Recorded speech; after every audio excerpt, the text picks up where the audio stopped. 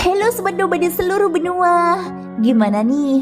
Udah siap belum dengerin kelanjutan cerita BTTH Benua Abadi versi novelnya? Sebelum Mimin melanjutkan, Mimin ucapin terima kasih banyak atas support dan kesetiaannya sampai sejauh ini. So, jangan lupa tekan tombol loncengnya, atur posisi, pejamkan mata, dan let's go. Mari kita masuk ke ilusi seni radionya.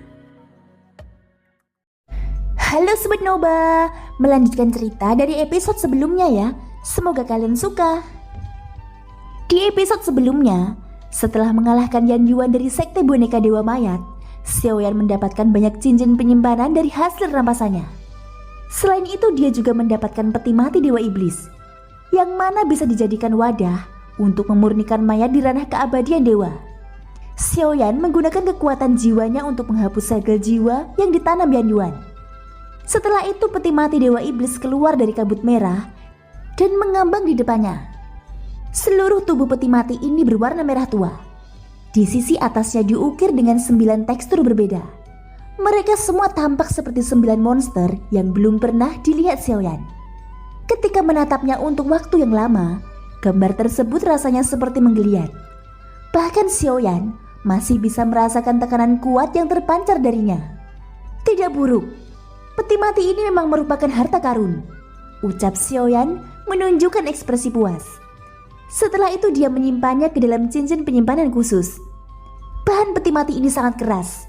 Aku tidak tahu apakah ini memiliki efek lain, gumam Xiaoyan. Lalu dia membalikan telapak tangannya. Ada lebih dari 10 cincin penyimpanan di telapak tangannya.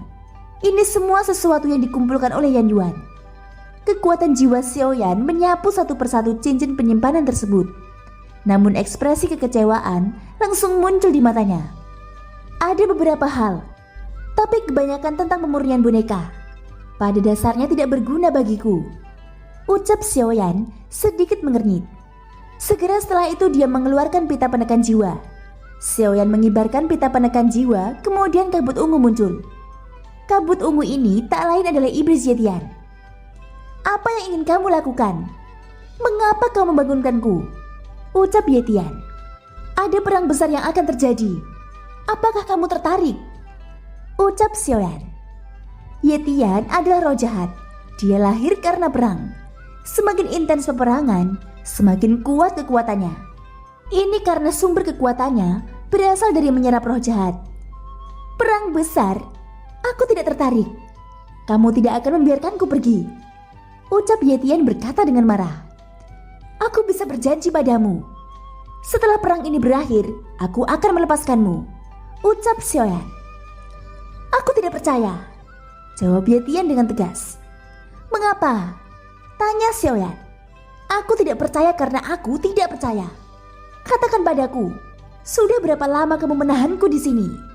Ucap Yetian. Tidak lama, kurang lebih hanya beberapa ratus tahun. Bagaimana? Apakah kamu bersedia dengan tawaran ini? Jika kamu tidak mau, aku hanya bisa mengurungmu seterusnya ke dalam pita penekan jiwa, ucap Xiaoyan. Biarkan aku berpikir dulu, ucap Yetian. Ini satu-satunya peluangmu untuk bebas. Lagi pula apakah kamu tidak ingin membunuh seseorang? Bunuh orang seperti Rami. Menyerap roh jahat yang tak terhitung jumlahnya, itu dapat membawamu kembali ke puncaknya. Tidakkah kamu menginginkan perasaan menyenangkan dan menyegarkan ini? Ucap Xiaoyan. Kedengarannya cukup menggoda. Tapi untuk manusia tercela sepertimu, bagaimana aku bisa percaya? Ucap Yetian. Tidak perlu ragu, aku sudah mengatakannya. Aku akan membiarkanmu pergi setelah perang ini selesai, ucap Xiaoyan. Perang apa? Tanya Yetian. Perang dunia. Taisu menyerang Sensi. Aku ingin memenangkan pertempuran ini, ucap Xiaoyan. Perang dunia? Jika itu perang dunia, maka aku setuju. Tapi ingat, kamu tidak bisa menarik kembali kata-katamu. Jika kamu memenangkan perang ini, kamu harus melepaskanku, ucap Yetian. Sepakat, ucap Xiaoyan menganggukkan kepalanya dan berkata dengan serius.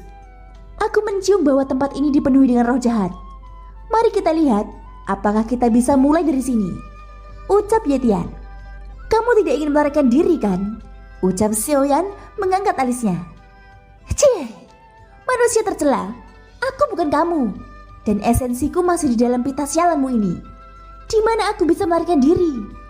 Cukup beritahu aku ketika kamu ingin pergi, ucap Yetian. Baiklah, aku punya sesuatu di sini. Mungkin kamu bisa melihat apakah itu berhasil, ucap Xiaoyan. Setelah berbicara, dia melemparkan cincin penyimpanan di tangannya ke arah Yetian. Cincin penyimpanan menghilang ke dalam awan ungu dan hitam. Yetian tidak memiliki wujud tubuh. Xiaoyan juga merasa aneh saat melihatnya. Kenapa dia sepertinya sedang berbicara dengan awan? Ucap Lingbao yang menyaksikan adegan ini dari kejauhan. Dia merasa sangat aneh. Jin Dongming memandangi awan ungu dan hitam. Setelah itu dia berkata, "Itu adalah roh jahat yang sangat kuat," ucap Jin Dongming berkata dengan suara rendah. Dia merasakan nafas kuat yang terus-menerus keluar dari awan ungu dan hitam. "Roh jahat? Kenapa aku tidak merasakannya?" ucap Lingbao berkata dengan ragu. Roh jahat ini sesuatu yang terakumulasi dari banyak kematian seseorang, dan pada akhirnya melahirkan kebijaksanaannya sendiri. Keberadaan seperti ini sangat jahat. Aku tidak menyangka dia bisa ditaklukkan, ucap Jin Dongming. Sepertinya dia mengetahui sesuatu tentang hal itu. Jin Dongming, Lingbao, Sunggu dan Mogi, mereka berempat mengawasi dari kejauhan. Mereka tidak berani maju tanpa perintah Xiaoyan. Ekspresi keempat orang itu pada dasarnya sama. Terkadang terkejut, terkadang tercengang. Mereka selalu dibuat terkejut saat menyaksikan pertarungan Xiaoyan. Sekarang mereka sekali lagi melihat Xiaoyan mengeluarkan sesuatu yang aneh. Di mata mereka, keberadaan Xiaoyan selalu tak terduga. Sesaat kemudian beberapa cincin penyimpanan dilempar keluar dari awan ungu hitam. Tidak banyak manfaatnya. Sebagian besar mayat di dalam cincin ini terlalu lemah. Hanya kurang dari sepertiganya yang dapat digunakan. Yang kupilih hanya mayat yang memiliki darah bagus dan memiliki beberapa efek. Adapun yang lainnya, percuma saja, ucap Yetian.